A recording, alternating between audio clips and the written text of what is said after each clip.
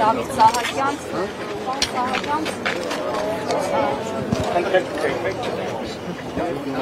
ծանոթացաք հավանաբար ձայնագրություններին, քննչական կոմիտեի տարածած պաշտոնական հաղորդագրությանը, ինչ տպավորություն ունեք։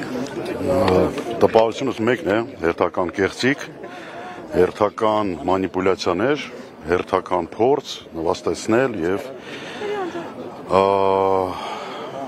ժողովրդական լեզվով ասած հախից գալ բոլոր այն մարդկանցից, ովքեր որ իրանցով կարող են վտանգ հանդիսանել ներկայիս իշխանությանը։ Եվ Բագրատ Սրբազանը նման մարդկանցից մեկն է։ Խոսակյան, տեսեք, այս պաշտոնական այսպես կոչված հաղորդագրություններն ուղեկցվում էին իշխանության տարբեր դեմքերի գրառումներով, առաջին իհարկե ԿՊ-ական քաղաքական էլիտաներ Փաշինյանի առաջնորդությամբ տեղադրում էր ձայնագրությունը գիծ գրառում մեկնաբանություն, նաև նշում էր ահաբեկչության փաստի մասին եւ այլն, թե ինչպես է կանխվել այդ եղկելի ծրագիրը։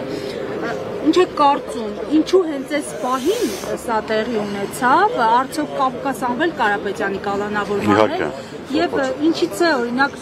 Փաշինյանը ինքնահաստատվելու խնդիր կարծում եմ կա, այն առումով, որ արագ հապճե պետքա Թուրքիային ինչ-որ հաջողանալ, ինչ-որ բաներ անել, որից հաճույք ստանա տվյալ պահին պատվիրատուն եւ դրա համար փաստացի անում են ամեն ինչ, որ արագ այդ process-ները ընթանան եւ արագ կարողանան տերերին հասկացնեն, որ անում են այն ինչ որ իրանց ասվել է արվի։ Չզարմանանք մենք իրանցից պետք չի զարմանալ, մենք պետք է արդեն իմունիտետ ձեռք բերենք այս 7 տարվա ընթացքում իրանց պահվածքի, լկտիության, բառապաշարը եւ այլն զարմանում են, որ մենք դեռ զարմանում ենք իրենց վրա։ Սակյան ինչ եք ակնկալում դատարանը։ Ոչինչ, եկել եմ ուղղակի, վստահ եմ, որ լավ վճիռ չի լինելու այսօր, շատ կզարմանամ, եթե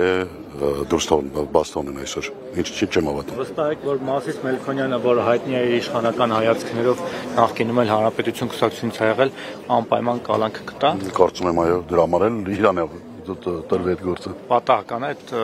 համակարգը ընտրել իրեն։ Այս տեսակ հարցերում պատահականությունը չեմ հավատում։ Շնորհակալություն։